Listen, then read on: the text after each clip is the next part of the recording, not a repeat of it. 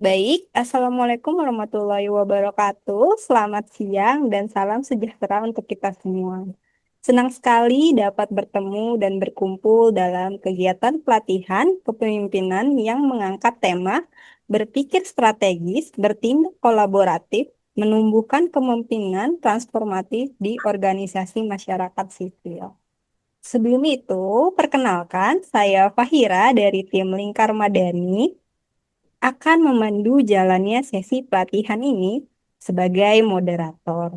Nah, pada sesi ketiga ini kita akan membahas topik yang sangat relevan nih teman-teman dan juga penting bagi teman-teman, yaitu berpikir sistematik dalam mengelola organisasi. Nah, berpikir sistem bukan hanya sekedar metode analisis, melainkan pola pikir strategis yang membantu organisasi untuk menjadi lebih adaptif, efisien, dan berkelanjutan.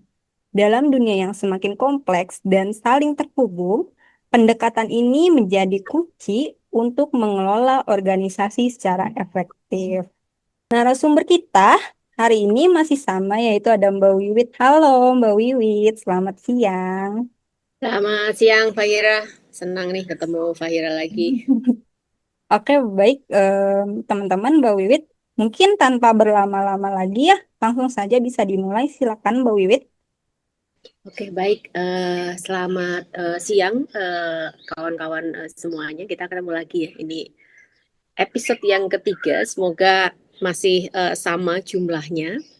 Seperti yang saya sampaikan kemarin. Jadi ada beberapa hal nih yang perlu dibungkus pada hari ini nih. Karena kemudian di seri satu, seri 2 itu muncul nih di dalam apa perbincangan selama pelatihan. Saya izin untuk share screen dulu ya. Oke, semoga semua di dalam keadaan sehat dan bahagia ya. Sebelumnya saya sampaikan terima kasih. Saya buka dulu. Assalamualaikum warahmatullahi wabarakatuh. Salam sejahtera buat semuanya dan juga salam sehat. Seperti yang sudah disampaikan Fahira, jadi ini seri yang ketiga, topiknya berpikir sistem dalam mengelola organisasi. Nah, ini catatan penting nih hari kedua dan sebenarnya di hari pertama juga muncul nih bahwa tidak semua peserta di sini adalah pemimpin. Jadi ada yang menyampaikan di situ dan kemudian ada juga yang menyampaikan bahwa seorang pemimpin tuh memiliki karakter tersendiri gitu. Nah, ini akan saya bahas dulu di awal supaya kemudian kita dalam belajar bersama tentang leadership punya pemahaman yang sama ya. Jadi leadership itu apa sih kayak gitu. Makanya kemarin di sesi kedua saya sudah awali juga dengan apa itu leadership gitu. Nah, saya ada menti nih seperti yang saya sampaikan kemarin. Apakah teman-teman mengenal Mahatma Gandhi nih? Nah, saya hari ini akan awali nih, siapa sih Mahatma Gandhi? Apa kaitannya dengan tema apa pelatihan pada seri ketiga ini gitu. Silahkan teman-teman untuk ini ada barcode-nya, kemudian ini ada link mentinya, silahkan klik dan tuliskan siapa Mahatma Gandhi. Apapun itu, di sini tidak ada koreksi ya. Jadi semuanya adalah benar apa jawaban teman-teman. Jadi tidak ada salah dan benar, tidak ada hitam putih sekali lagi karena kita sedang berdiskusi bersama-sama ya secara setara gitu. Jadi silahkan sampaikan aja apa saja yang teman-teman ketahui. Kalau mau misalkan mau buka Google sih juga bisa, silahkan, tidak masalah. Saya tidak berkeberatan untuk teman-teman misalnya harus buka Google dulu gitu. Nggak apa-apa, silahkan cari dan kemudian tuliskan jawaban teman-teman tentang siapa Mahatma Gandhi. Di sini ada yang menjawab peletak kebijaksanaan, kemudian ada inisiator. Oke, sudah lumayan banyak nih pendiri pimpinan beragama ya. Ada pimpinan India, tokoh perdamaian, pelapor kemandirian, kemudian peletak kebijaksanaan, ada orang India, tokoh besar India, tokoh melawan penjajah, pemimpin India, kemudian ada visioner, inisiator gitu. Itu jawaban teman-teman. Jadi sebenarnya di sini tidak ada yang salah dari apa jawaban dari teman-teman. Di layar masih kelihatan belum ya ininya presentasi saya? Nih. Nah, oke, tadi teman-teman sudah menjawab nih soal siapa Mahatma Gandhi. Kita sekarang lihat lebih jauh nih. Ini, jadi kita akan mengenal nih kepemimpinan Mahatma Gandhi.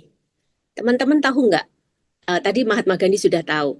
Kalau Mohandas Gandhi tahu nggak teman-teman? Siapa Mohandas Gandhi? Jadi Mahatma Gandhi itu juga Mohandas Gandhi. Jadi waktu kecil itu namanya Mahatma Gandhi itu Mohandas Gandhi. Jadi ini saya ambil dari buku The Life of Mahatma Gandhi ya, yang ditulis oleh Laus Visser nih. Dia seorang wartawan yang kemudian banyak menuliskan soal isu-isu konflik itu. Nah, jadi pada umur 12 tahun, si Mahatma Gandhi ini lebih dikenal dengan nama Mohandas Gandhi. Nah, si Mohandas ini punya kebiasaan nih, mencuri di rumah untuk membeli rokok yang kemudian dihisap diam-diam. Kemudian pada umur 15 tahun, tanpa sepengetahuan keluarganya, ia juga kerap kali mencicipi daging yang oleh orang India, orang Hindu ya, dianggap itu berdosa gitu. Nah, itu yang dilakukan oleh Mohandas Gandhi gitu. Nah, yang ingin saya sampaikan adalah kisah Mahatma Gandhi ini memberikan inspirasi kepada orang-orang yang mempelajari ilmu kepemimpinan. Banyak sekali yang mencontohkan ya kalau dalam pelatihan-pelatihan kepemimpinan soal kepemimpinan dari Mahatma Gandhi gitu. Nah, ini tahun 2003 nih, Stephen R. Covey ya, pada saat kegiatan seminar dia datang di Jakarta untuk menyelenggarakan ya, dia mengisi seminar tentang kepemimpinan. Dia bertanya kepada peserta nih, apakah kedudukan Mahatma Gandhi? Pertanyaan itu diulang-ulang. Nah, kemudian nggak ada yang peserta yang merespon ya, menjawab ya. Kemudian dia menjelaskan lagi bahwa Gandhi tidak mempunyai kedudukan apa-apa. Meskipun demikian, ia tetap dianggap sebagai pemimpin. Gitu. Jadi Gandhi itu nggak punya kedudukan apa-apa, tapi dia dianggap sebagai pemimpin.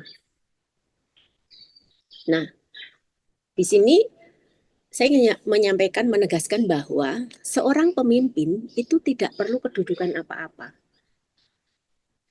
Ini berbeda dengan seorang manajer, gitu. Nah, manajer membutuhkan kedudukannya sebagai manajer untuk melaksanakan kegiatan perencanaan, pembagian peran, pelaksanaan kegiatannya, kemudian monitoring dan pengendalian. Jadi, pemimpin itu berbeda dengan seorang manajer. Tapi seorang manajer dapat juga sebagai pemimpin. Gitu. Ini yang kemarin di seri kedua saya tegaskan ya gitu. Nah, jika kita ingin tahu seorang manajer juga seorang pemimpin, ini ada cara untuk mengujinya. Teman-teman bisa coba nih. Caranya adalah dengan mencopot jabatan manajernya. Nah, jika nih manajer yang sudah dia masih banyak orang yang datang mengunjunginya untuk minta nasihat dan berdiskusi tentang suatu masalah yang sulit, berarti ia adalah seorang pemimpin. Oke, semoga sampai di sini bisa dipahami ya. Nah, pertanyaan selanjutnya adalah proses apakah yang telah terjadi pada Mahatma Gandhi sehingga ia yang mempunyai kebiasaan buruk saat remaja pada suatu titik itu berbalik 180 derajatnya dan pada akhirnya menjadi orang yang sangat dikenal di seluruh dunia. Nah, sebelum dijawab nih, perlu kita yakini nih, belum kita pahami bahwa ada proses yang dapat mengubah seseorang.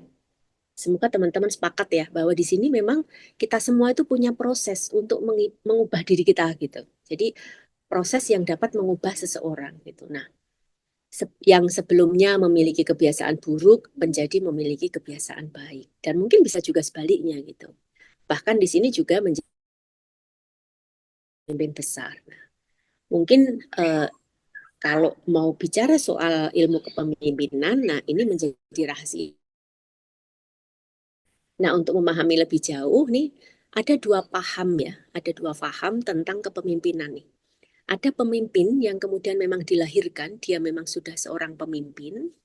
Kemudian ada paham yang kedua itu pemimpin dapat dihasilkan dari suatu proses pelatihan. Nah, dalam buku The New Art of Leader ini atau seni baru tentang pemimpin, Cohen ini mengutip pesan dari Presiden Amerika Serikat nih, Eisenhower kepada putranya. Nih, Presiden Eisenhower ini berpesan kepada putranya, satu kualitas yang bisa dikembangkan oleh dan latihan yang sungguh-sungguh ialah kepemimpinan manusia. Juga menyampaikan di dalam salah satu fakta tentang kepemimpinan itu adalah para pemimpin adalah orang-orang yang dibentuk dan tidak lahir begitu saja. Jadi para orang pemimpin itu adalah orang-orang yang dibentuk dan tidak lahir begitu saja. Nah, jika mau menjadi seorang pemimpin, maka perlu mempelajari caranya. Sama seperti mempelajari keterampilan-keterampilan lain. Jadi sebenarnya di sini kepemimpinan itu bisa dipelajari. Menjadi seorang pemimpin itu bisa dipelajari. Karena kalau di seri kedua kemarin di awal presentasi saya menyampaikan kepemimpinan itu ada pada setiap orang gitu. Nah, di sini oleh Cohen ditegaskan lagi menjadi seorang pemimpin itu hanya perlu mempelajari cara-caranya. Karena sebenarnya sama nih, seperti mempelajari keterampilan-keterampilan yang lainnya. Ini Cohen mencontohkan nih, soal pemasaran jaringan atau saya yakin teman-teman tahu nih, LML ya, multi level marketing. Sebenarnya di pemasaran jaringan ini mereka sedang melakukan apa yang disebut mencetak pemimpin. Nah, contoh lainnya adalah mungkin sebelum masuk ke contoh berikutnya. Jadi kalau di MLM mungkin ada juga yang pernah terlibat atau mungkin sering mendengar. Sebelumnya dia bukan apa-apa, tetapi setelah itu mengikuti proses, mendapatkan pelatihan, mendapatkan arahan, pada akhirnya dia menjadi sukses di sana. Dia bisa mengelola jaringannya, gitu. Yang sebelumnya bukan apa-apa, bukan siapa-siapa. Gitu. Nah, contoh lainnya adalah cerita manajemen Cacuk Sudiranto. Nah, ia menceritakan bahwa apa yang dipelajari di sana, maksudnya di pondok pesantren itu adalah bagaimana caranya untuk menjadi pemimpin. Nah, mereka yang belajar di pondok tersebut memiliki rencana untuk mendirikan pesantren baru. Jadi buku itu menceritakan itu bahwa di dalam pesantren tradisional itu si santri-santrinya itu belajar untuk menjadi pemimpin. Jadi pada saat keluar dari pondok itu mereka juga memiliki rencana untuk mendirikan sebuah pondok pesantren baru. Nah, cerita-cerita di atas itu sebenarnya merupakan bukti bahwa menjadi pemimpin memang dapat dipelajari. Yang penting ada kemauan untuk menjalankannya atau melakukannya. Walaupun harus melalui proses belajar. Argumen seorang pemimpin dapat dibentuk bukan dilahirkan adalah, nah, semasa kanak-kanak mereka sama dengan yang lainnya, mendapatkan pengaruh dari orang lain. Nah, mereka kemudian belajar dengan cara melihat, mendengar, dan menirukan orang lain yang mereka anggap sebagai orang yang berpengaruh terhadap mereka. Jadi di sini ditegaskan bahwa untuk menjadi seorang pemimpin itu sebenarnya itu dapat dibentuk, bukan bawaan gitu. Karena kemudian dia bisa belajar dengan cara tadi mengamati ya, melihat, mendengarkan, menirukan gitu. Nah, ini ada cara nih, teman-teman. Ini sebenarnya berkaitan dengan seri keempat nanti. Gimana sih untuk melakukan kaderisasi gitu? Nah, di sini cara mengenali perubahan seseorang menjadi pemimpin ya, seseorang menjadi pemimpin itu perlu melakukan analisa dengan cara mempelajari kelompok-kelompok manusia berdasarkan sifatnya. Apakah mereka masuk dalam kategori pengikut atau pemimpin gitu. Nah, gimana membedakan apa yang ciri-ciri dari pengikut dan apa ciri-ciri pemimpin gitu. Nah, ciri-cirinya ini. Pengikut itu dia tidak punya inisiatif, tidak percaya diri, tidak mempunyai visi dan tidak ingin bertanggung jawab. Sementara pemimpin sebenarnya kebalikan dari pengikut. Dia memiliki banyak inisiatif, kemudian percaya diri, memiliki visi dan bertanggung jawab. Sebenarnya kalau mau melihat potensi bagaimana membangun keberlanjutan organisasi, ciri-ciri ini bisa diamati. Kira-kira siapa ya yang potensi untuk didorong menjadi leader di organisasi gitu. Jadi kalau sebenarnya kepemimpinan itu akan kemudian lebih bisa sustain ketika kemudian memang pemimpinnya lahir dari dalam, bukan kemudian dari luar. Gitu. Ya, besok di seri yang keempat kita akan dalamin ini. Nah, itu yang belajar tentang Mahatma Gandhi. Mungkin saya keep dulu sampai di sini. Apakah ada kita diskusi dulu ya. Silahkan saya mengundang teman-teman untuk sharing, untuk merespon tadi. Jangan-jangan saya nggak sepakat Mbak tadi soal pendapat leadership kayak gitu. Boleh saja. Silahkan. Belum ada jadi saya aja. Silahkan Kak Willy. Maaf sambil kerja juga. Oke, silahkan. Ya, menurut saya leadership dari Mahatma Gandhi ini cukup menginspirasi juga karena ya beliau itu kan lebih banyak ya kalau dari seluruh kepemimpinan yang ada kita belajar ini figur-figurnya lebih banyak membangun pengaruh ya, membangun pengaruh dan ya pemimpin itu harus ada pengikutnya. Nah, untuk meyakinkan pengikutnya ini biasanya mereka harus punya visi yang kuat dan juga dan dipercaya sama pengikutnya juga. Jadi tanpa rasa percaya juga itu juga akan membuat seorang pemimpin akan memiliki posisi yang lemah. Nah, jadi membangun kepercayaan dari cerita Mahatma Gandhi ini cukup menarik karena dia banyak mendobrak beberapa aturan-aturan, berani vokal untuk menyuarakan pendapat yang berbeda gitu. Nah, karena dia berani dan memiliki karakter yang cukup dipercaya oleh kalangan bawah, akhirnya followernya juga banyak dan terbentuk pola kepemimpinan yang memiliki ciri khas yang berbeda gitu. Dia memperjuangkan beberapa hal-hal lain yang menjadi tabu di masyarakat. Kira-kira ya banyak sih yang bisa dipelajari dari Mahatma Gandhi dan juga banyak tokoh-tokoh pemimpin yang lain dan beberapa inspirasi pergerakan yang beliau gunakan ini strateginya banyak kita gunakan juga di lapangan karena kita berhadapan juga dengan yang tidak pasti gitu. Dari setiap side project ini memiliki karakter manusia berbeda-beda, punya pemahaman beda-beda, jadi mempengaruhi dan memberikan kepercayaan itu banyak cara juga yang bisa kita adaptasi dari Mahatma Gandhi. Mungkin itu sih Mbak. Oke, terima kasih Kak Willy. Silahkan yang lainnya. Tadi kan banyak ya saya cerita sebenarnya. Ya kalau menjadi pemimpin tadi cara ngeceknya, cara mengujinya gitu. Kadang kan kemarin karena di akhir sesi itu sempat kita rame ya.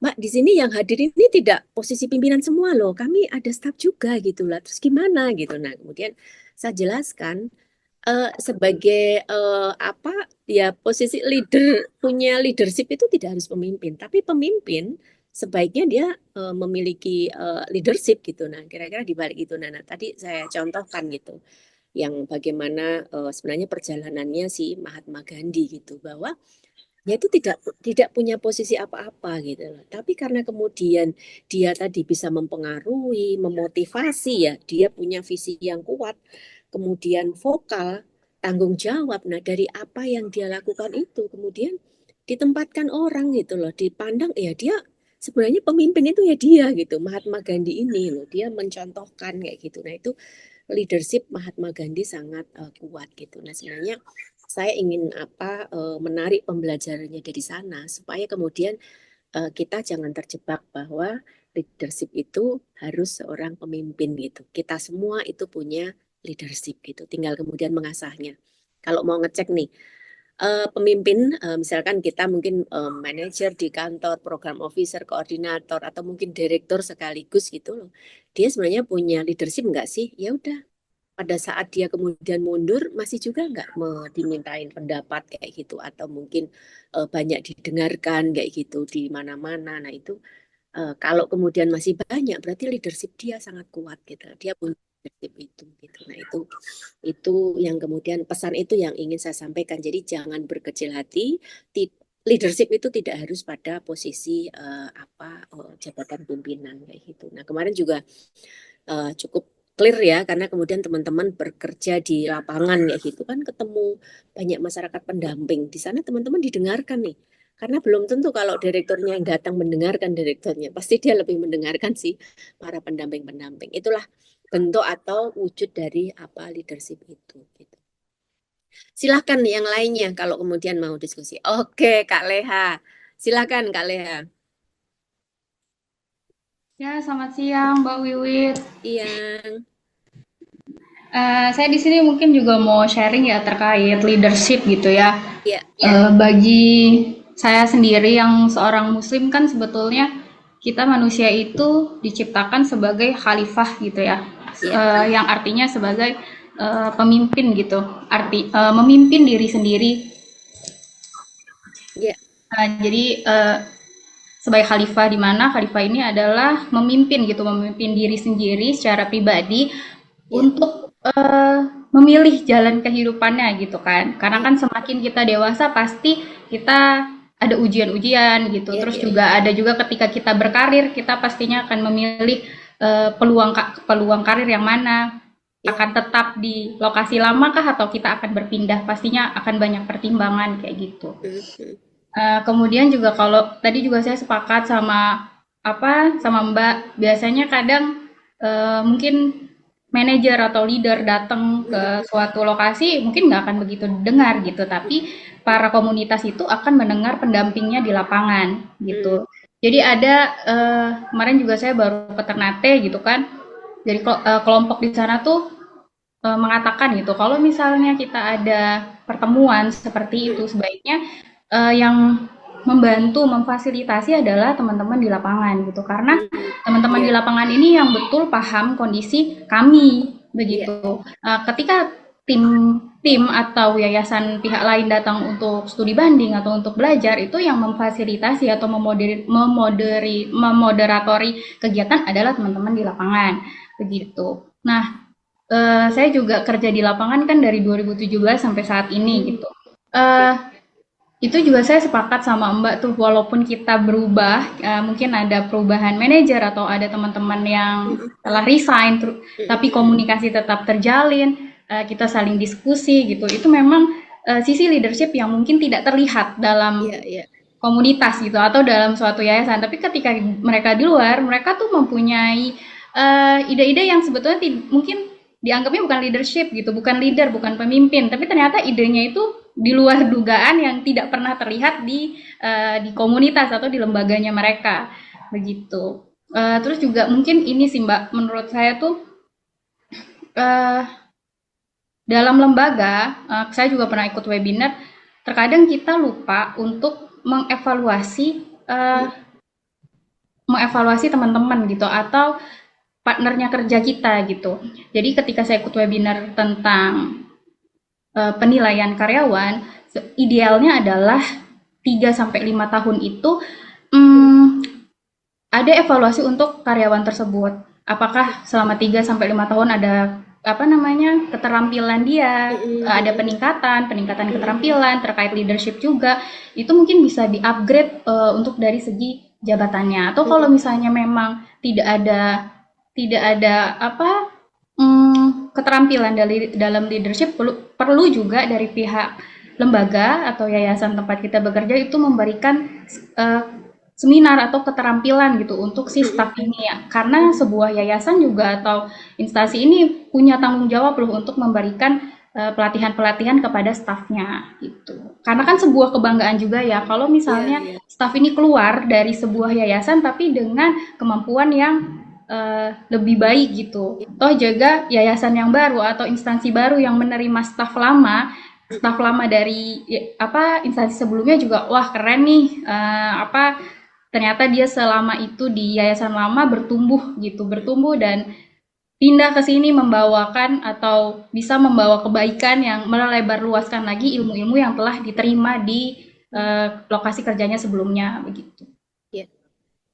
Oke, makasih Makasih. Kak Leha, luar biasa ini sharingnya. Jadi mengingatkan ya bahwa ya leadership itu sudah ada dari diri kita, Kak. Tadi dari pendekatan Muslim ya Islam bahwa ya kita itu punya gitu. Nah, makanya itu, nah tergantung nih kita mengenali leadership kita ini sesering apa gitu. Kadang kita nggak memahami karena kemudian secara umum ya yang dipahami soal leadership itu pemimpin gitu. Nah itu kan ada salah kaprah di sana gitu.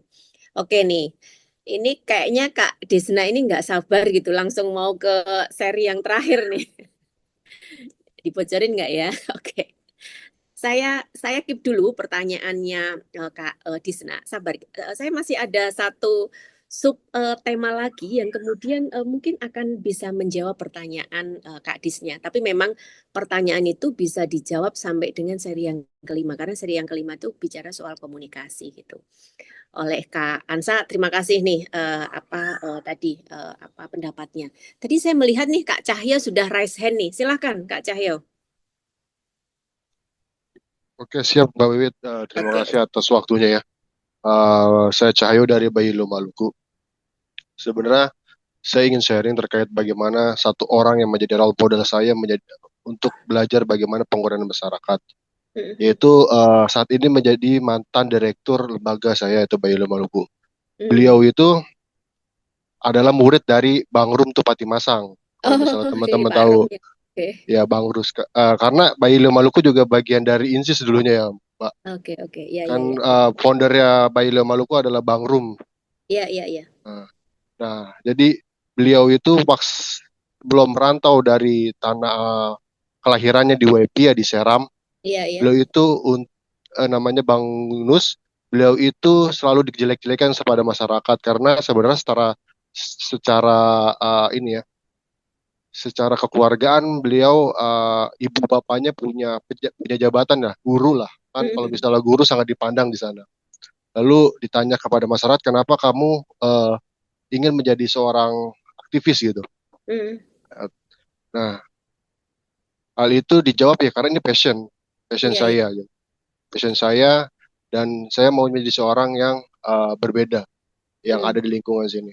Nah, ketika dia merantau dan belajar sama Bang Rum beserta lainnya, Bang Saleh Abdullah dan jajarannya dan teman-temannya, nah beliau ketika balik lagi ke kampungnya, beliau menjadi seseorang yang selalu diminta pendapat dalam membangun kehidupan di masyarakat ataupun pemerintahan desa itu sendiri. Bahkan situasi-situasi dari politik ataupun apapun yang akan menjadi sebuah hal yang baik di desa tersebut, itu desa Wepia ya, kecamatan Wepia itu. Nah, secara garis bawah, berarti ketika kita punya karakter, kita punya visi, dan kita yakin kepada diri kita, pemimpin itu dilahirkan oleh kita dan dilatih oleh sekeliling kita, walaupun perorangan, bahkan lingkungan itu sendiri. Nah, seperti itu. Jadi menurutku, seorang kita nih, calon pemimpin atau pemimpin kita sendiri, baik itu di organisasi maupun tidak organisasi, ya kita harus punya jangkar dalam untuk mencapai kehidupan yang akan datang sebagai seorang pemimpin sesuai dengan karakter kita dan role models kita, dan harus dimodifikasi tidak sama dengan role models kita. Sekian sih Mbak dari aku, Mbak. Oke, terima kasih Kak Cahyo. Cukup clear nih. Apakah masih ada kawan-kawan yang mau berbagi sebelum saya masuk ke subbab berikutnya? Oke, kalau tidak ada, saya lanjutkan ya. Ini sebenarnya menarik. Nanti akan menjawab pertanyaannya Kak Desma tadi. Jadi, bagaimana ini ya baiknya karakter yang ideal bagi seorang pemimpin di dalam berkomunikasi. Jadi sebenarnya kalau kita mau menggunakan pendekatan ideal, efektif itu di dalam buku banyak gitu loh. Tapi sebenarnya kita pun juga bisa melihat lebih dari itu gitu. Karena keidealin itu sekali lagi subjektif ya, karena tergantung oleh masing-masing gitu. Tapi memang secara umum itu ada nilai-nilainya. Nah, kita akan melihat tuh bagaimana cara berpikir sistem karena ada keterkaitannya bagaimana kemudian seorang pemimpin itu harus bertindak dan juga mengelola ya, mengelola maksudnya rakyatnya atau yang ada di staf-stafnya atau kemudian yang ada di sekelilingnya. Saya akan share screen lagi. Tadi ada chat baru nih. Oh, Kak Ike. Bagi saya pemimpin itu berani untuk bertindak dengan resiko, berani berbeda pendapat dan berani bertindak sendirian. Tantangan yang sering ditemui adalah takut, tidak disukai, dan populer. Nah, sekarang kita lihat nih, kenapa kemudian muncul rasa takut dan bagaimana kemudian menghilangkan rasa takut itu gitu. Pasti teman-teman penasaran nih apa yang mau saya sampaikan. Oke nih, saya mau sedikit mencuplik karena sebenarnya banyak ya kalau teman-teman sering mendengar soal sistem thinking ya, ini dari Peter Senge ya. Saya hanya beberapa saja gitu. Tapi ini sebagai intinya di sini. Oke, nah di sini saya mulai dulu nih ada pertanyaan. Teman-teman silahkan buka mentinya atau ini barcode-nya. Pertanyaan sederhananya, pokoknya yang muncul di pikiran pertama kali itu langsung dituliskan. Silahkan buka mentinya. Nggak sulit kok pertanyaannya. Pokoknya yang muncul langsung muncul ya di pikiran teman-teman langsung itulah jawabannya gitu kira-kira. Saya sengaja memang pertanyaannya nggak saya tuliskan di sini. Biar surprise buat teman-teman. Pada saat ngetik jangan ini ya senyum-senyum sendiri gitu. Oke, semua sudah. Saya akan intip dulu nih mentinya.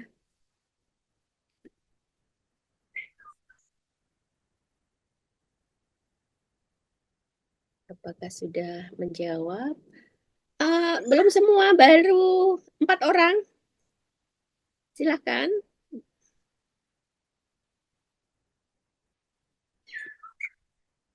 Sorry.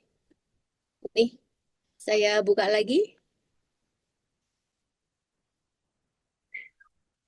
Silahkan teman-teman, ini mentinya. Saya sambil ngintip nih. Belum banyak yang mengisi? Pelangi, ada cerah, ada kuning, ada berbeda. Nah, pertanyaannya apa ya gitu. Ayo silahkan gabung di Menti.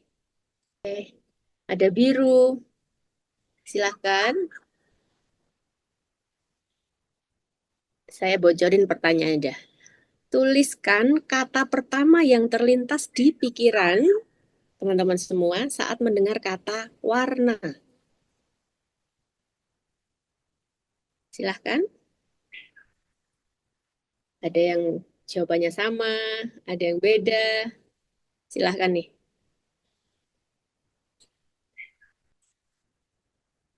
Kata pertama yang muncul, yang terlintas ya di pikiran saat mendengar kata warna.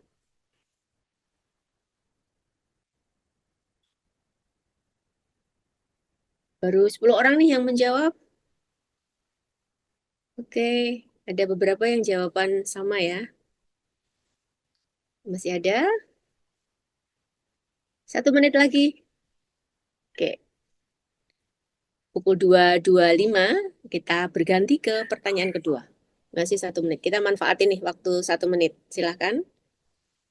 Tuliskan kata pertama yang terlintas di pikiran saat mendengar kata warna.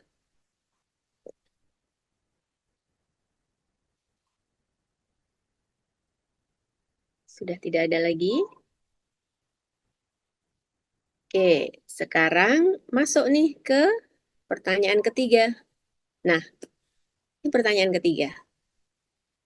Barcode-nya ganti. Silahkan. Yang tadi saya anggap semua sudah menjawab ya. Sekarang kita masuk ke pertanyaan ketiga. Ini juga tidak sulit.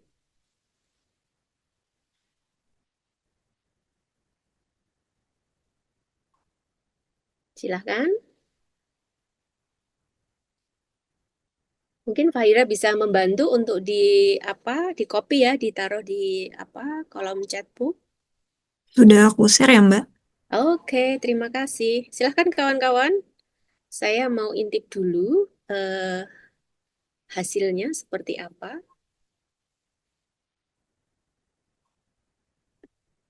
Oke, sudah mulai nih.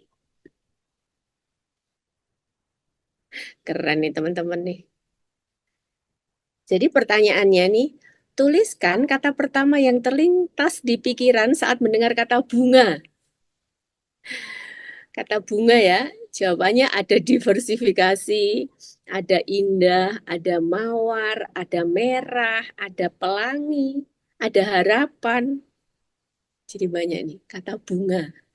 Bunga bisa secara fisik, dia adalah tanaman, bisa juga dia bunga dalam artian dia bunga bank atau investasi. Tidak ada yang salah di sini, silahkan. Jadi apa yang pertama terlintas di pikiran teman-teman nih ketika mendengar kata bunga? Silahkan tuliskan. Oke, ini belum banyak juga yang menuliskan. Oke, sudah mulai banyak. Ada perempuan, ada cantik, ada pelangi. Oke, silahkan. Saya coba mengatur slide-nya ya. Nah, ini tadi soal warna. Silahkan lanjutkan dulu. Saya coba siapkan ininya, terinya. Oke, sudah tidak ada lagi. Nah, mari kemudian kita lihat hasilnya. Nih, semoga layar saya masih nampak ya. Jadi, kita lihat nih di pertanyaan warna nih. Teman-teman jangan bilang aneh ya. Pokoknya ini tadi yang pertama kali terlintas di pikiran nih. Jadi pada saat orang ditanya warna, yang terlintas pertama kali di pikiran nih ada yang bilang berbeda, ada hidup, ada biru, ada kuning, ada warna, ada cerah, indah, cahaya, pelangi. Di sini sebenarnya tidak ada salah ya, nggak ada salahnya, nggak salah teman-teman kayak gitu. Oke, kita lihat yang pertanyaan selanjutnya. Tuliskan kata pertama yang terlintas di pikiran saat mendengar kata. Oke. Ya, ternyata belum saya ini ya. Ini bunga.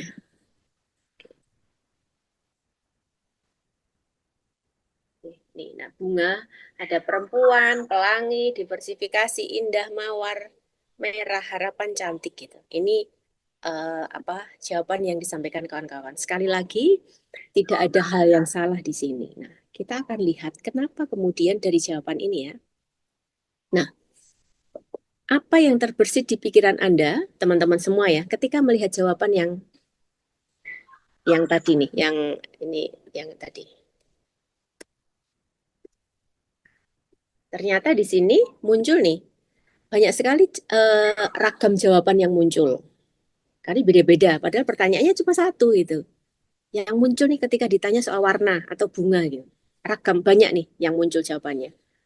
Kemudian ternyata ada yang jawabannya sama. Nah, tadi yang jawaban sama ditandai biasanya ada hurufnya besar atau warnanya agak tebal gitu.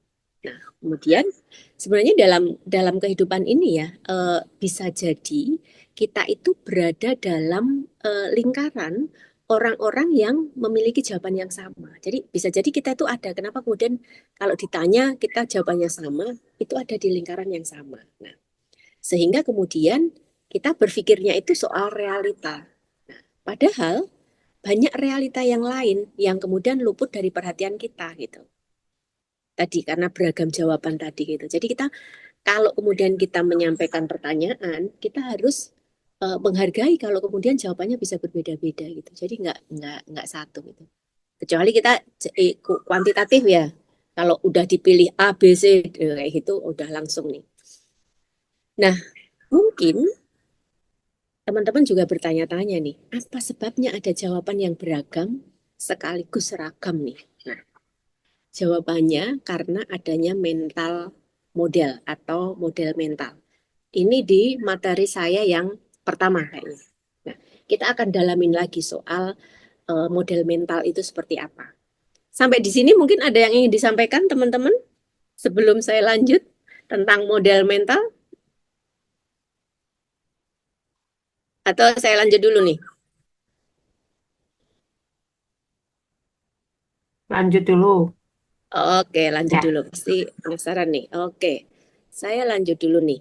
Nah, sampai di mana nih loncat-loncat nih? Oke. Nih, mental model atau model mental itu sebenarnya cara pandang kita terhadap sesuatu yang dibentuk melalui akumulasi pengamatan dan pengalaman yang diproses sehingga menjadi dasar suatu tindakan. Jadi memahaminya harus pelan-pelan nih. Kalau kemarin saya menyampaikan, itu yang paling dasar mendasar itu ada di alam bawah sadar kita. Dan itu ya terisi ya bagaimana pengetahuan, pengalaman kita itu ditumpuk, itu yang kemudian melandasi kita untuk menyampaikan. Tentunya setiap orang akan berbeda-beda jawabannya gitu. Nah, itu apa kata kuncinya itu ada di mental model itu gitu. Nah, ini dari apa Peter Singer ya, ini sangat populer nih. Namanya apa ladder inference atau tangga inferensi kalau sering teman-teman dengar nih. Nah, saya coba besarkan. Oke. Nah, untuk memahami tangga inferensinya si Peter Singer, jadi sebenarnya ini di sini ini tangganya, ada tangga nih. Jadi yang paling bawah ini adalah semua data, semua informasi. Jadi all data. Ini ada di paling bawah. Kemudian di step selanjutnya ini adalah observasi ya dan experience-nya, hasil observasi dan pengalamannya. Nah, di sini nih selection-nya, diseleksi. Jadi ada proses seleksi. Nah, ini ada meaning-nya nih, menerjemahkan pemaknaannya, dimaknainya, diartikannya. Nah, di sini kemudian muncul asumsi. Setelah ini ada kesimpulan nih, conclusion-nya. Nah, ini ada belief nih, keyakinannya. Nah, ini action. Jadi sebenarnya teman-teman, ini sebenarnya proses ya, proses kita sampai bertindak itu seperti apa. Nah, kalau dijabarkan menggunakan tangga inferensi, ini tahapannya seperti ini. Jadi ini kita coba letakkan di kita. Jadi kalau kita mau ngambil keputusan kayak tadi nih, pada saat pertanyaan saya bertanya apa yang muncul pertama, apa yang terlintas pertama kali di pikiran kawan-kawan terkait dengan kata warna gitu. Nah, mulainya di sini nih. Ini data itu berserakan banyak. Tapi kemudian kan berangkat dari hasil observasi dan pengalaman masing-masing. Kemudian diseleksi nih. Nah, kemudian mulai diartikan nih. Di sini ada asumsi, disimpulkan, diyakini. Nah, baru kemudian wujud, oh kuning, oh perempuan, kayak gitu. Nah, itu prosesnya di sini. Nah, kita coba pelajari nih. Jadi di all data ini sebenarnya data yang ada dan dapat diamati. Kita yakin dan percaya bahwa all data ini memang data yang ada dan kemudian dapat diamati gitu. Tapi kan kadang kita semua nggak bisa menyeluruh ya melihat semua data itu bisa di tahu ada dan kemudian diamati. Nah, masuk di observation dan experience ini, di sini mulai nih. Kalau di sini umum, all data itu masih umum. Tapi kalau di sini itu yang saya mengamati dan saya mengalami. Jadi kalau tadi ditanya warna, ya warna itu banyak gitu. Kalau kayak warna pelangi ya, itu banyak banget warna itu. Tapi kan yang saya amati dan alami itu kan tentu berbeda-beda gitu. Nah ini mulai di sini, mulai mengerucut nih. Terus kemudian masuk ke selection nih. Saya memilah dan memilih datanya. Nah di sini teman-teman akan memilah nih dan memilih data. Dari berdasarkan tadi ya, dari berdasarkan pengamatan dan mengalami. Nah lanjut ke sini, yang meaning ini, saya menambahkan makna. Jadi ditambahkan maknanya, diartikan tadi arti. Ini bisa bisa mungkin berdasarkan budaya ataupun personal kayak gitu. Karena tadi nih misalkan secara budaya atau secara umum kalau ngomongin bunga itu perempuan gitu. Nah, ini bisa. Jadi nanti kita bisa bertanya nih, tadi kenapa kemudian menulis bunga gitu? Kenapa nulis pelangi kayak gitu? Nah, tadi banyak sekali. Nanti kita bisa, teman-teman bisa cerita. Kemudian masuk ke asumsi. Asumsi ini saya berasumsi berdasarkan makna yang saya tambahkan. Jadi ini sudah asumsi kita gitu. Nah, masuk nih kesimpulan. Jadi berdasarkan ini mengerucut artinya cara kita ya, cara kita melihat itu, maka kemudian saya menyimpulkan. Nah, di sini masuk ke belief nih. Saya mengadopsi belief ini tentang, kalau ini kan tentang dunia, tema yang saya ambil tentang dunia. Jadi tentang warna tadi. Jadi belief itu tadi di sini hasil conclusion itu kemudian dia percaya, dia yakini, bahasa yang pas, dia yakini benar untuk jawaban itu gitu. Di sini udah action nih. Saya bertindak berdasarkan belief. Jadi tindakannya itu berdasarkan keyakinan itu gitu. Makanya kalau ditanya yakin kamu gitu. Nah, itu udah, kalau bilang yakin itu prosesnya sudah sampai ini. Kalau bicara tangga inferensinya udah all data, observation, selection, meaning, assumption, conclusion. Makanya kemudian masuk ke belief.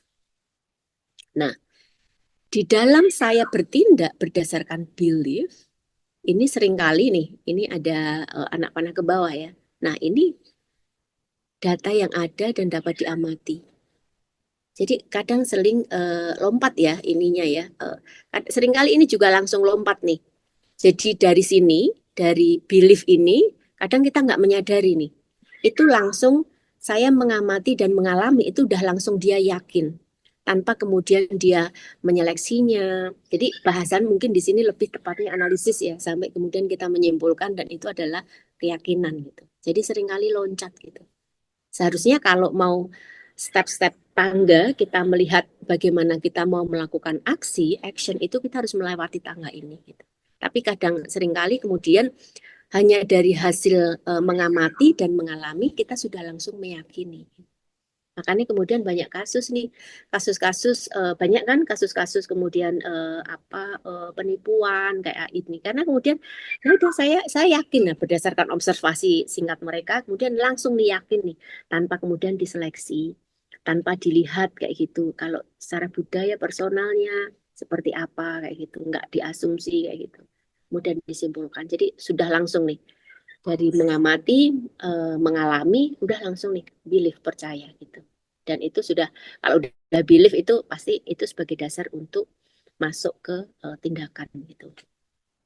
Nah, di sini ada nih, ini sebagai refleksif loop-nya ya, kaca pembesar untuk refleksi kita, belief kita ya, itu mempengaruhi data yang dipilih berikutnya.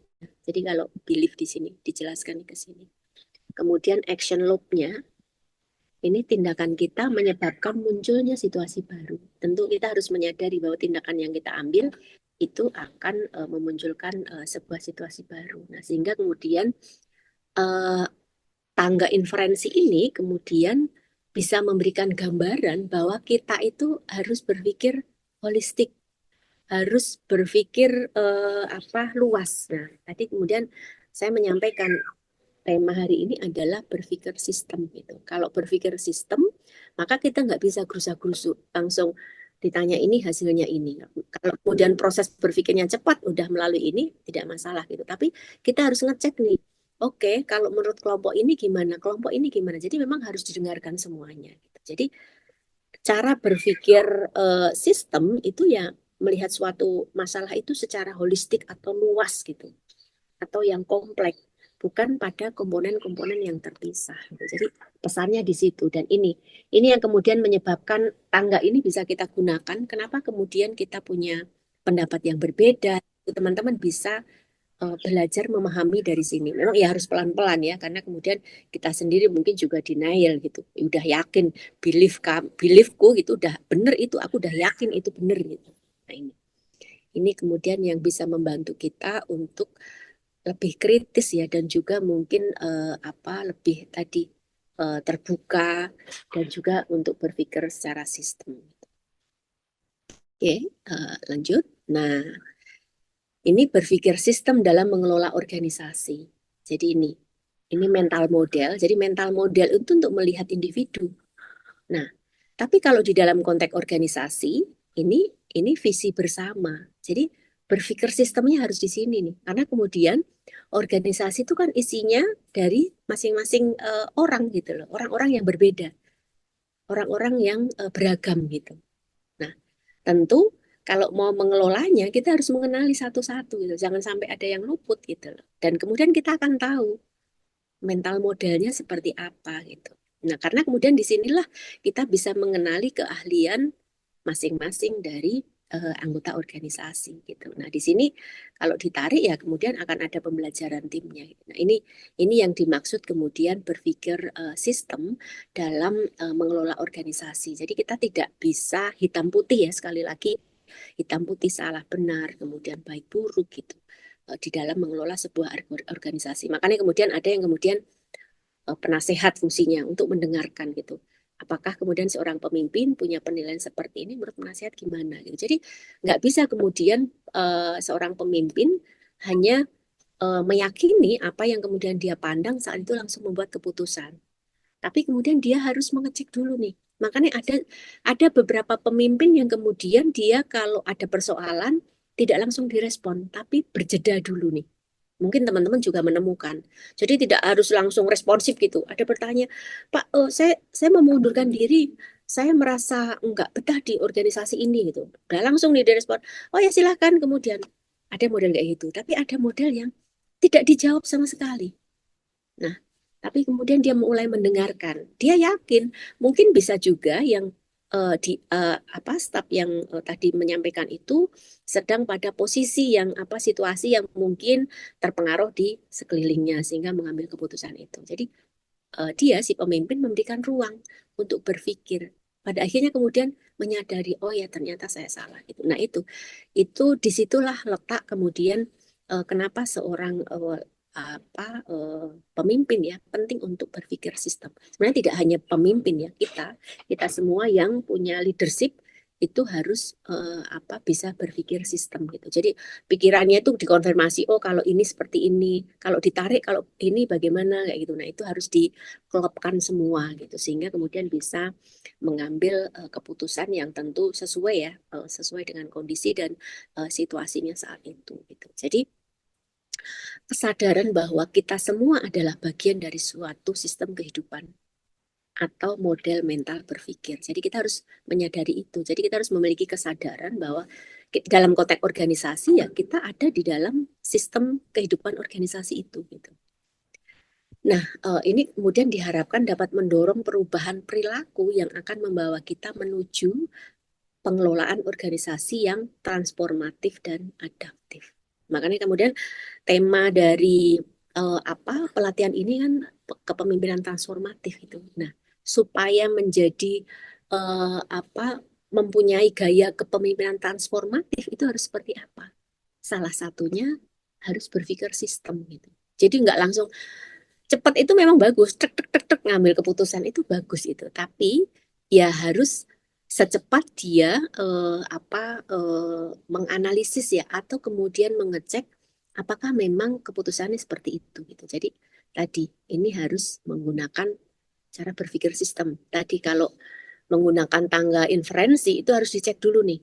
Oke, datanya banyak. Ini yang berserakan. Tapi kemudian dari hasil mengamati, mengalaminya itu seperti apa gitu. Nah, ini harus dicek masing-masing ini. Sampai kemudian terjadi belief.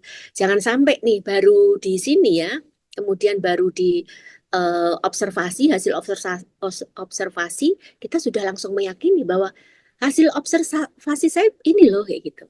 Saya kasih contoh nih.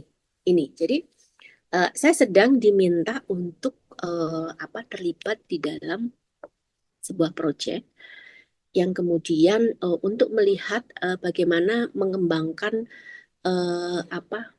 kenali potensi-potensi internal ya, sumber daya bahasanya, sumber daya untuk keberlanjutan organisasi. Nah, saya masuk di tim nih. ada 5 wilayah yang kemudian menjadi partner gitu, partner organisasi ini. Nah, saya datang di tengah, saya nggak tahu sebelumnya. Jadi hasil asesmennya kayak apa kayak gitu. Nah, saya tahunya sepotong-sepotong itu mitra ini seperti ini seperti ini. Saya tidak tahu utuh itu. Nah, satu saat saya diminta nih pada saat kemarin saya diminta untuk mendekati satu kelompok ibu-ibu. Saya nggak tahu latar belakangnya seperti apa kayak gitu. Nah, saat itu saya mencoba observasi nih dan kemudian mendalami, mengenali satu-satu. Agak aneh kok. Saya menemukan beberapa hal yang kemudian unik gitu. Nah, saya konfirmasi, saya berusaha konfirmasi sama tim saya. Saya menemukan ini. Kenapa kayak gitu? Kok begini, nggak begini kayak gitu. Oke, terus nih, selama 5 hari saya observasi sampai pada di hari kelima, kemudian saya memahami tentang kurangnya leadership perempuan di sana gitu. Karena kemudian dia sangat tergantung pada si pendampingnya gitu, dan si kelompok ini menganggap dia datang di situ, dia terlibat di dalam kegiatan ini karena diajak oleh pendampingnya gitu. Kira-kira itu. Sebenarnya bukan pendampingnya. Sebenarnya dia promotor, orang yang dulu mendorong kelompok ini ada gitu. Nah, saya jadi kebingungan. Saya kemudian nanya ke tim, kenapa sampai terjadi seperti ini? Seharusnya kalau mau mendorong soal transformatif itu tidak terjadi. Nah, di dalam proses itu saya kemudian mengalami ini. Jadi hasil observasi saya selama proses menuju 5 hari itu, di hari kedua itu saya langsung meyakini, langsung ke belief nih. Ini kelompok ini seperti apa kok begini-begini gitu. Nah, kemudian saya tanya ke tim saya yang lain, anggota tim yang lain. Dia baru cerita, oh iya Mbak Wiwi ternyata nggak terlibat di awal ya, nggak tahu ya kelompok ini seperti apa gitu. Nah, itu jadi kemudian karena kemudian saya dimintain tadi, serta merta nih, saya sudah langsung di sini nih. Jadi itu saya kemukakan pada saat saya menemukan. Saya langsung sampaikan. Jadi ini hasil observasi, saya sudah langsung meyakini. Padahal itu harus melalui proses ini. Nah, itu kadang seringkali kita alami tanpa kita sadari.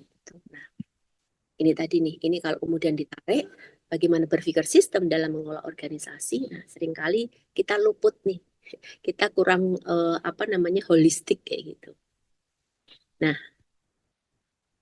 di sini ada menurut teman-teman nanti bisa cari di internet ya, Water Foundation ya, ada 14 kebiasaan terkait dengan berpikir sistem yang perlu dilatih. Satu persatu, tapi kebiasaan tersebut dilatih melalui kegiatan eksplorasi. Jadi sebenarnya tangga ini, inferensi ini untuk bisa berpikir sistem itu memang harus dilatih gitu. Kita harus melatihnya supaya kemudian kita punya kalau teman-teman masih ingat yang kemarin asset based thinking, supaya kita bisa menggeser, bisa berpikir positif, itu juga harus dilatih. Sama dengan penggunaan tangga inferensi ini. Kalau sebelumnya kita selalu meyakini bahwa orang yang mungkin berpakaian amburadul kayak gitu, gondrong, tatoan, itu pasti anak jalanan atau anak kurang baik-baik. Nah, kita dengan tahu cara berpikir sistem, maka kita tidak boleh mengambil kesimpulan begitu saja. Kita harus cek nih, seperti apa orang itu, harus teliti. Jadi nggak boleh kemudian kita tahu, kita langsung kemudian membuat kesimpulan, dan itu mempengaruhi keyakinan kita. Jadi itu yang kemudian, pesan itulah yang ingin saya sampaikan kepada kawan-kawan. Artinya untuk menjadi kita punya gaya kepemimpinan yang transformatif, maka kemudian kita harus mendobrak itu semua gitu. Karena orang yang inovatif, yaitu kreatif, tentu kemudian ini tidak bisa langsung meyakini bahwa apa yang kita lihat itu adalah benar. Gitu. Mungkin sampai di situ kita akan banyak diskusi. Kita masih punya sekitar 45 menit untuk diskusi. Saya undang nih kawan-kawan untuk menanggapinya. Kita bercerita nih soal tangga inferensi ya ini, dan juga tadi mungkin ada dua gambar ini, mental model sebagai kerangka berpikir sistem ya dalam mengelola organisasi.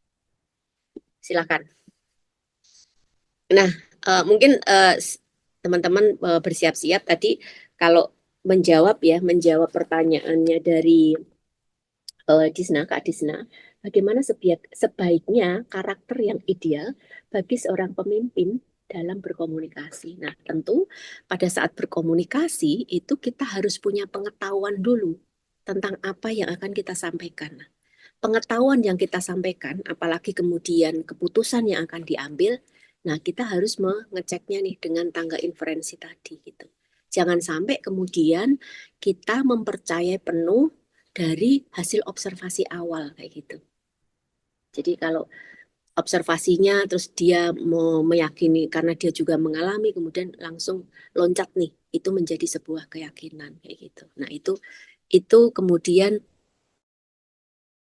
harus direnungkan dulu, jangan sampai kemudian tentunya khusus ini untuk keputusan-keputusan yang sifatnya sulit ya. Tapi kalau kemudian ini terus dilatih itu ya pada akhirnya itu nanti akan menjadi kebiasaan kita gitu. Karena seperti pembahasan di sesi pertama untuk mental model ya, kalau kemudian itu selalu ajak kita lakukan kayak gitu, ya kita akan bisa mengubahnya gitu. Kita bukan jadi orang yang kaku. Makanya kan beberapa sifat pemimpin atau di leadership yang di sini juga banyak disampaikan oleh teman-teman kan harus berpikir terbuka gitu. Artinya ya tidak hanya satu orang yang kemudian bisa ngasih masukan kayak itu, tapi dia open minded, menghargai kayak gitu, visioner kayak gitu. Nah, itu yang kemudian diperlukan gitu. Ini sebenarnya berpikir terbuka itu sebagai salah satu cara untuk berpikir sistem gitu. Karena kalau dia tidak terbuka, berarti dia tidak menjalankan berpikir sistem gitu. Nah, kira-kira itu. Silahkan kawan-kawan kita di sini berdiskusi.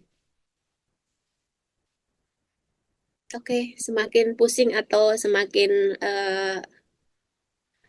apa ya? Kalau pusing itu sebenarnya tanda apa yang saya sampaikan masuk pelan-pelan ya. Jangan sampai di sini baik-baik saja gitu.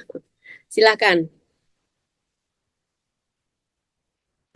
Mbak Wit, mohon maaf, mungkin sebelum kita lanjut sesi diskusinya, aku minta tolong teman-teman boleh dibantu nyalakan kameranya. Kita Oke. di dokumentasi terlebih dahulu. Silakan teman-teman, mungkin bagi yang Silakan teman-teman. Saya on izin cam dulu sebentar. boleh dibantu nyalakan kameranya ya. Oke. Oke. Apa masih ada lagi yang ingin on cam? Oke, kalau gitu kita mulai ya, teman-teman semua. 1, 2, 3. Oke, gaya andalannya. 1, Mana nih? 2, 3. Baik, terima kasih banyak teman-teman. Teman-teman mungkin ada yang ingin sharing-sharing atau bertanya, silakan. Atau mungkin belum bisa on mic nih, boleh di kolom chat box ya teman-teman. Silakan teman-teman.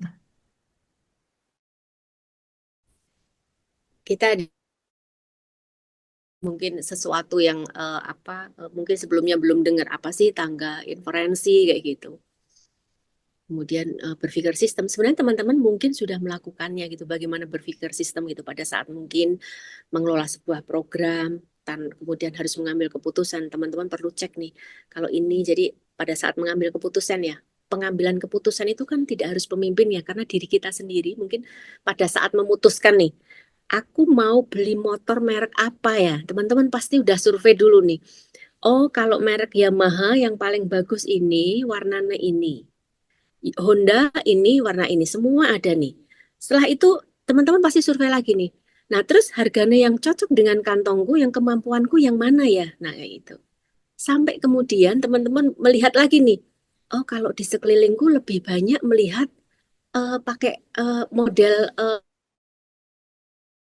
nah, teman-teman cek lagi nih berdasarkan mungkin budaya kalau di Ambon ini paling cocok memang sepeda merek Honda kayak gitu atau karena itu kemudian daya jualnya tinggi kayak gitu. Nah, pasti setiap wilayah atau budaya punya memberikan makna yang berbeda-beda gitu. Sehingga kemudian teman-teman membuat kesimpulan, oke, karena anggaranku sekian, kemampuanku saat ini gajiku sekian kayak gitu dan secara umum mungkin putih dan lain sebagainya, maka kemudian aku memutuskan memilih aku beli Honda Beat warna Kemudian itu jadi keyakinan teman-teman sampai kemudian teman-teman datang ke dealer pesan Honda Beat warna biru. Jadi itu gambaran tangga apa inferensi itu seperti itu gitu.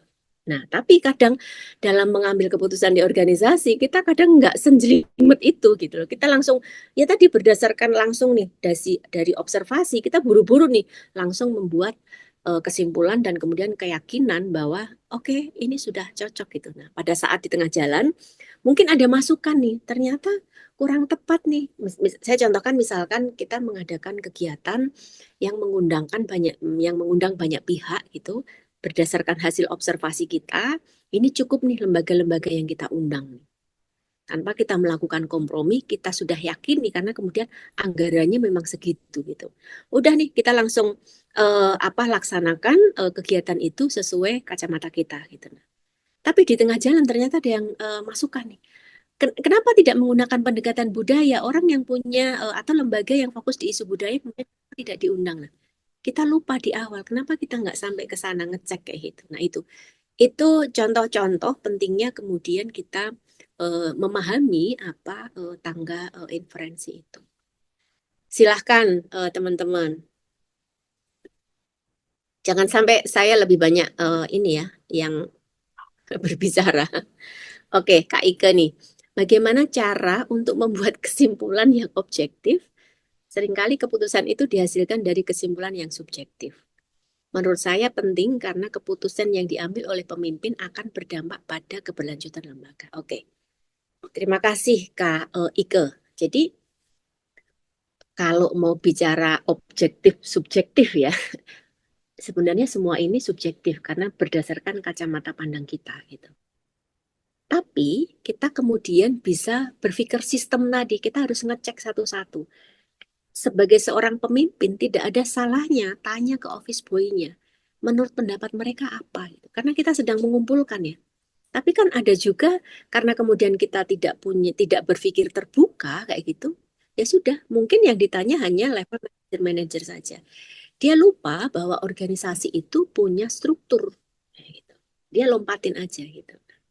Itu yang kemudian penting untuk dilakukan. Nah, sehingga ya sekali lagi gitu, subjektif itu tidak masalah gitu. Yang penting kemudian bisa diterima, bisa dipertanggungjawabkan. Tetapi di dalam konteks pemimpin, kita harus berpikir sistem, kita harus berpikir luas, holistik gitu. Tidak kemudian hanya mengikuti tadi like and dislike kayak gitu. Nah, untuk ngecek itu sebenarnya bisa menggunakan tangga inferensi itu gitu. Itu yang bisa dilakukan oleh seorang pemimpin supaya kemudian apa yang diyakini, beliefnya itu bukan berdasarkan hasil observasi atau data dukung yang kemudian memang bias hanya dia sendiri gitu, tapi memang harus dikonfirmasi nih ke sekelilingnya dalam konteks budaya juga gitu. Makanya kemudian dalam pengambilan keputusan, misalkan nih contohnya untuk keputusan organisasi mengadopsi cuti setelah melahirkan gitu. Ada yang kemudian kami tidak punya dana untuk kemudian ada staf yang tidak bekerja, tidak datang ke kantor, tapi kemudian menerima dana. Nah, ada juga yang ya perempuan saja, laki-laki nggak perlu. Banyak nih, pertimbangannya banyak. Tapi memang di dalam konteks organisasi semua harus didengarkan dan kemudian diukur dengan kemampuan yang diambil harus merupakan keputusan bersama gitu. Nah, itu pentingnya kemudian kita menggunakan tangga inferensi itu. Mungkin selama ini kita masih loncat-loncat, yaitu itu bukan sesuatu yang salah, tapi mungkin ini bisa menjadi alat bantu ketika kita mau memupuk supaya kita memiliki leadership kayak gitu, kayak kepemimpinan yang transformatif. Gitu. Begitu Kak Ike, semoga cukup membantu ya menjawabnya gitu. Silakan yang lainnya bisa berpendapat nih tentang pertanyaan Kak Ike ini. Silakan, saya mengundang siapa yang belum ini ya bersuara. Saya mungkin yang tadi ini ya Mbak yang kepemimpinan bisa dipelajari tadi mungkin gitu. Jadi ke Oke. yang awal lalu gitu ya, ketika ada monitoring itu ada pertanyaan yang susah untuk dijawab. Itu pertanyaannya itu dari apa istilahnya waktu monitoring kira-kira begini ya. 7 atau sampai 10 siapa, seperti Oke. siapa kira-kira gitu. Mm-mm. Nah, itu tadi yang oh ternyata harusnya. Nah, itu tadi akhirnya yang saya juga teringat dan sadar kira-kira gitu ya, Mm-mm. bahwa kalau kita itu juga eh, di sekeliling itu Mm-mm. eh, ke teman atau tim gitu ya. Karena Mm-mm. tidak mungkin sebuah proyek itu kan ada siklus kan. Tapi Mm-mm. bagaimana supaya teman-teman atau sekeliling kita ini nanti kita itu ingin jadi seperti apa gitu. Dan Mm-mm. kita itu bagaimana kalau supaya saling tahu sehingga bisa saling apa ya istilahnya membantu atau apa dan nostalgia lah kira-kira Oke, seperti itu. oke, oke. Nah, tapi yang menjadi pertanyaan adalah bagaimana ya supaya eh, eh, kita itu bisa mengenali sekeliling kita itu ingin menjadi apa dan Mm-mm. eh, menemukan orang yang tepat atau apa ya istilahnya oh begini dan lain sebagainya itu sehingga ya nanti bisa bisa terjawab gitu walaupun itu kan dulu saya waduh menjadi siapa ya kira-kira seperti itu saja sih Mbak, mohon Oke, maaf pertanyaannya saya nggak bolehkan apa-apa. karena Terima kasih banyak. Kak Heri. Oke, mungkin saya nggak bisa langsung jawab di sini, tapi saya mengajak teman-teman nih. Di sesi kelima, silahkan menyiapkan satu kertas. Seharusnya ini sesinya sesi sesi offline ya, karena saya akan memberikan contoh metode ya, bagaimana kemudian kita bisa saling tahu, bisa mengamati sekeliling kita di dalam tim kerja gitu. Silahkan siapkan kertas A4 ya, yang polos itu jangan ada tulisannya, pokoknya kertas polos 1 lembar aja. Kemudian ada apa namanya ballpoint ya, jangan ballpoint, pakai spidol kecil aja, spidol kecil yang selumen atau apapun itu bisa 2 3 warna kayak gitu. Teman-teman siapkan kayak gitu. Nanti saya akan mengajak gitu, bagaimana kemudian cara untuk menemukan kenali gitu. Saya akan jawab di apa sesi pelatihan yang kelima gitu karena kemudian sesi pelatihan keempat kita lebih akan banyak mengenali nih menggali potensi kepemimpinan dari dalam gitu bagaimana praktek dari apa organisasi lain. Sebenarnya ini mungkin dari kemarin juga muncul di teman-teman tapi kok ini bisa berhasil tuh gimana itu di sesi keempat gitu. Jadi nggak saya langsung jawab sekarang ya Kak Heri supaya kemudian teman-teman punya punya bayangan kayak itu mau caranya metodenya seperti apa nih supaya bisa membangun gitu. Iya, baik Itu. Mbak. Oke, jadi Kak Heri jangan sampai nggak datang nih di sesi kelima nih. Oke, jadi mohon maaf saya gantung jadi jawabannya untuk Kak Heri. Silahkan, saya mengundang teman-teman yang lain nih. Atau mau ada yang punya pengalaman tuh dari pertanyaan Kak Heri tadi. Nah, ini Kak Silves nih sudah buka Meet. Silahkan Kak Silves. Selamat sore Mbak. Sore. Ya, kalau terkait dengan ini sharing pribadi ya, Oke, oke, oke. sharing pribadi, ketika mencapai puncak itu butuh proses yang cukup panjang. Ya, oke, sepakat. Ya, bagi saya berawal masuk ke NGO Mm-mm, sebagai relawan tulisnya di lembaga, salah satu lembaga mm-mm, di Lembata. mm-mm, Dari situ saya melihat ada beberapa senior yang sangat baik sebagai fasilitator itu sangat oke. menguasai ruangan, bagaimana interaksi Mm-mm, antara peserta dengan ah, diri sendiri, menguasai materi dan lain sebagainya. Dari situ saya coba pelajari terkait dengan metode fasilitasinya oke. dan akhirnya saya menjadi fasilitator.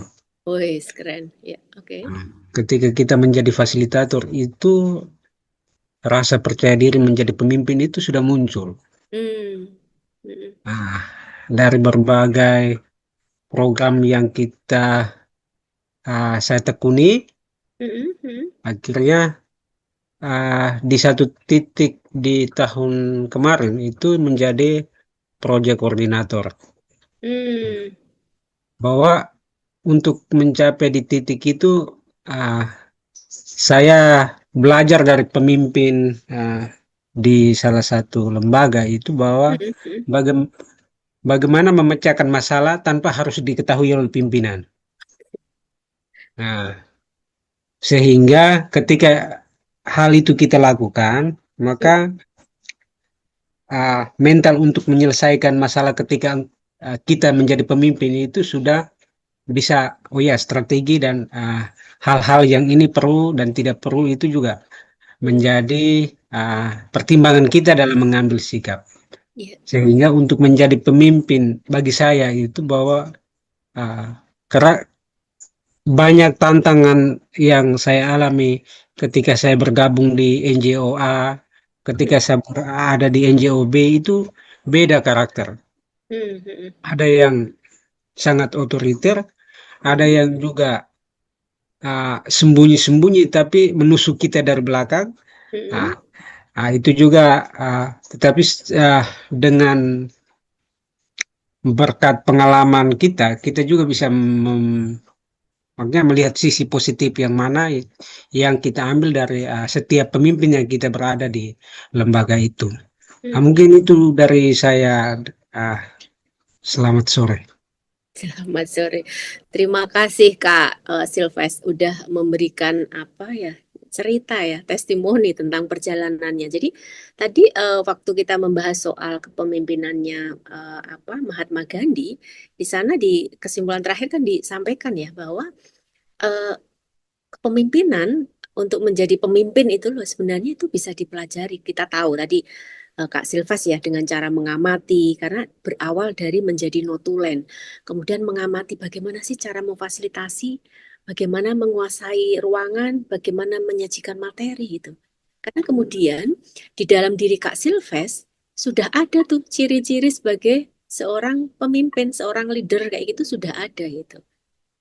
Nah, dengan kemudian ada keberanian untuk mengasah ya, untuk terus maju. Nah, maka kemudian itu terbentuk. Jadi memang sebagai seorang pemimpin itu adalah hasil sebuah proses ya. Tapi kemudian ada juga yang karena kemudian dia punya posisi kayak gitu karena organisasi miliknya bisa jadi. Tapi leadership yang tulen itu memang untuk berangkat sampai ke pemimpin menduduki posisi pimpinan itu memang melalui proses yang panjang gitu. Nah, silahkan nih ada contoh dan saya yakin semua punya perjalanan itu gitu teman-teman di sini itu tadi masuk di dalam ciri-ciri seorang pemimpin ya. Jadi kalau kita mengenali nih nanti kembali di organisasi, teman-teman bisa mulai mengenali. Tentu kan kalau mengenali kemarin kita diingatkan ya di dalam tahapannya 5 tahapan Takmen ya, bahwa kalau kita posisinya ada di leader gitu, leader itu harus berani mengajak bicara bawahannya gitu. Ya entah itu ngopi bareng, makan bareng kayak gitu, apapun itu gitu. Itu hanya sebagai sebuah media atau ruang untuk bisa mengenal satu sama lain. Sehingga si leader ini paham, oh si A ini begini, si B ini begini, si C ini begini, itu tahu. Leader harus tahu gitu. Kalau leader nggak tahu, wah ini bahaya nih. Karena nanti bisa ditelikung sama bawahannya gitu. Nah, itu menjadi ruang ya bagi teman-teman untuk memikirkan itu. Jadi kalau nanti melihat oh ternyata si staf-staf yang mungkin sedang jadi relawan kayak gitu atau magang itu ternyata punya potensi. Nah, dari yang punya potensi itu bisa digarap nih, maksudnya bisa diberikan ruang yang lebih besar. Nah, nanti di situ memang harus diajak bicara, jangan sampai kemudian ya hanya diberikan ruang saja, tapi nggak pernah ditanya, gimana pendapatmu, kamu memperoleh apa dari proses ini? Teman-teman harus membuka ruang itu. Nah, ruang itu biasanya seringkali kita sebut sebagai ruang refleksi bersama. Atau bisa jadi ruang refleksi bersama itu jangan dipahami sebagai itu kita duduk bareng, tidak harus begitu. Tapi mungkin diskusi, ngobrol kayak gitu, itu juga bisa jadi ruang refleksi ya gitu. Artinya kita bisa memastikan bahwa tim yang ada di lingkup kita ini memahami proses dari kegiatan organisasi dan kemudian menemukan sesuatu. Nah, kalau memang ketemu orangnya yang modelnya adalah ya udah by perintah itu suruh A langsung cepat. Jadi nggak ada inovasinya ya teman-teman sudah harus mulai nih bikin klaster.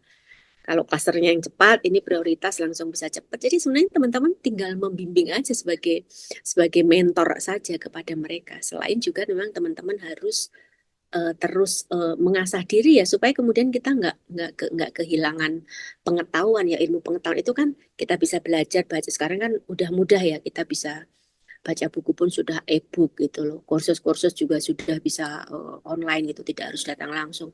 Bahkan sekarang model kuliah pun juga tidak harus tatap muka, ada yang online gitu. Nah, ruang-ruang itu bisa dimanfaatkan untuk meningkatkan kapasitas leadership kita dan juga kapasitas kita sebagai posisi pimpinan saat ini gitu. Baik itu mungkin pimpinan organisasi, mungkin itu manajer kayak gitu, dan mungkin para pendamping-pendamping karena kita semua adalah sebenarnya pemimpin gitu.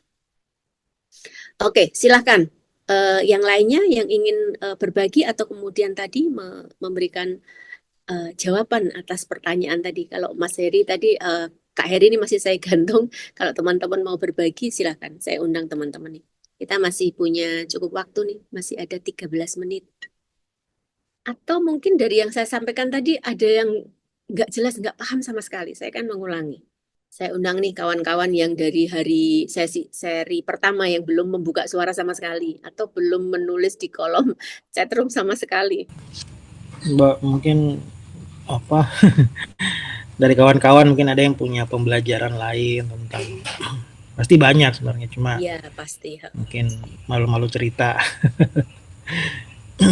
ya palingan itu sih seni untuk kita bisa melakukan observasi itu juga penting sekali karena tahapan awal untuk kita bisa mengenali situasi kondisi ketika kita jalankan program. Jadi sebagai kita sebagai lembaga yang mengakomodir kepentingan masyarakat itu juga harus by data gitu. Jadi leader pasti melihatnya kita kalau di lapangan, kalau di organisasi kita mungkin jadi staff, jadi di bawah kita punya leader. Tapi ketika kita di lapangan justru kita yang menjadi leader untuk masyarakat. Nah, jadi tahapan tadi itu juga penting dan mungkin lebih diperdalam lagi setiap tahapan, lebih didetailkan lagi gitu. Karena ya terkadang kita di lapangan itu situasinya berbeda. Pemikiran masyarakatnya beda-beda. Ya apalagi kalau kami di Papua ya begitulah. Kami berhadapan dengan masyarakat yang kadang-kadang ya apa yang kita katakan itu ya itu sudah. Jadi masyarakat itu lihat LSM atau NGO yang datang itu ya mereka percaya-percaya saja. Tapi kalau kita tidak punya data, kita tidak punya kualitas untuk bisa mempengaruhi, mengarahkan mereka ke hal yang lebih baik. Nah, jadi tahapan-tahapan tadi itu sebenarnya bagus sekali karena kalau kita disiplin untuk pelajari dan konsisten untuk menerapkan, ya ini akan jadi ilmu yang sangat berharga di lapangan gitu. Dan kalau di organisasi kami biasanya kita ada punya sistem untuk bagaimana kita mencatat atau mendokumentasikan seluruh pembelajaran di lapangan. Nah, ini kenapa penting karena seluruh pembelajaran ini akan kita gunakan di tempat lain juga menjadi data dasar gitu. Jadi di satu site dengan site yang lain ini kita mempunyai pola-pola pendekatan, pola-pola komunikasi yang teman-teman yang sebagai leader di lapangan ini juga akan menggunakan. Mungkin akan dimodifikasi sesuai dengan kondisi dan situasi gitu. Pasti teman-teman punya pengalaman lebih banyak lah di lapangan dengan karakter di timur, di barat, di tengah, pasti punya cerita yang berbeda-beda. Ya kalau ada yang mau sharing akan lebih bagus gitu. Karena kita juga beberapa kali kerjakan proyeknya pakar juga dari pakar dan concernnya adalah ekonomi. Nah kalau kita berhubungan dengan ekonomi masyarakat ini kan orientasinya adalah penghasilan masyarakat. Nah ini juga memimpin mereka untuk bisa meningkatkan sebuah nilai ekonomi itu juga tidak mudah gitu. Ya sebagai organisasi sipil masyarakat kita perlu paham untuk tahapan-tahapan itu dan perlu belajar banyak dari organisasi yang lain. Itu yang sangat penting. Kenapa? Karena semakin banyak data, semakin banyak informasi, semakin banyak pengalaman, kita sebagai leader di lapangan pasti akan banyak referensi juga untuk berhadapan dengan situasi dan kondisi. Ya, mungkin itu Mbak, kira-kira. Terima kasih Kak Willy. Saya jadi punya ide nih, supaya kemudian apa yang jadi materi pelatihan ini, sebentar ya Kak Leha, tunggu dulu sebentar. Yang menjadi materi pelatihan ini tidak setelah selesai tidak menguap begitu saja gitu loh. Nanti saya akan request kepada panitia ada tambahan 1 sesi lagi. Jadi itu sebenarnya yang harus berjarak ya, dikasih jarak. Nah itu sebenarnya sebagai sesi penugasan. Saya akan minta teman-teman, enggak sekarang menulisnya. Setelah habis sesi kelima kita akan break 1 minggu, terus ada lagi kita akan nge-zoom sama-sama kayak gitu. Ada 1 sesi lagi untuk melihat teman-teman akan menceritakan, mempresentasikan tugas yang akan saya berikan. Masih terkait materi kepemimpinan. Jadi tadi bisa memilih mau pakai mendalami tadi yang Tuckman atau mungkin tangga inferensi kayak gitu, atau yang kemudian materi yang kemarin kayak itu. Tapi kemudian sudah langsung prakteknya. Ada praktek yang kemudian teman-teman ceritakan by tulisan. Dan tulisan itu saya harapkan bisa dipublikasikan oleh Lingkar Madani di websitenya sebagai hasil pembelajaran dari proses pelatihan. Keren kan? Jadi teman-teman pada akhirnya di situ kita bisa mengetahui, mengukur juga pemahaman kita terkait proses pelatihan kepemimpinan ini. Oke, sekarang saya terima kasih sekali lagi Kak Willy udah membangunkan ide saya gitu. Oke, saya kembalikan ke Kak Leha nih. Silahkan Kak Leha, udah reset. Ya, Mbak Wiwit, saya cuma mau sharing terkait programnya MDPI juga. Jadi juga kan MDPI juga penerima donor packet ya. Iya betul. Begitu. Nah, di donor packet ini kan ada salah satu deskripsinya di poin 1.21 di mana ada tujuannya adalah pengembangan usaha untuk komunitas. Begitu. Jadi MDPI juga di beberapa lokasi yang paling banyak programnya adalah di Maluku dan Maluku Utara, di mana di sana teman-teman itu melakukan ada 4 program di sana, ada program fair trade, koperasi, kemudian usaha kelompok dan champion begitu. Nah, saat ini kan kita memasuki kaum yang akan banyak merekrut para kaum Gen Z gitu ya. Nah, di mana banyak juga yang mengeluhkan terkait kaum Gen Z ini yang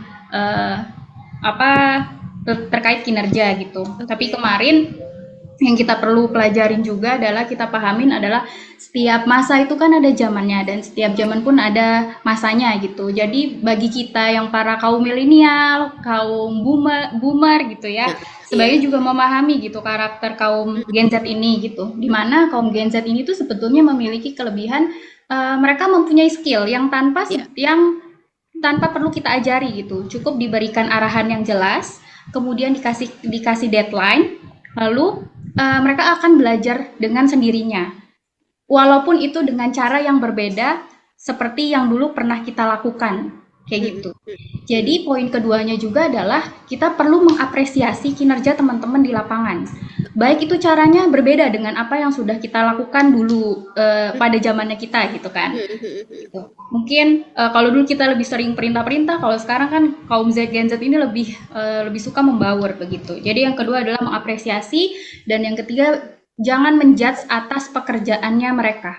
Kalaupun misalnya mereka melakukan kesalahan atau kekeliruan, mereka tuh lebih suka diapresiasi terlebih dahulu, baru kita akan arahkan, kasih tahu bahwa oh mungkin ini agak keliru, sebaiknya seperti ini.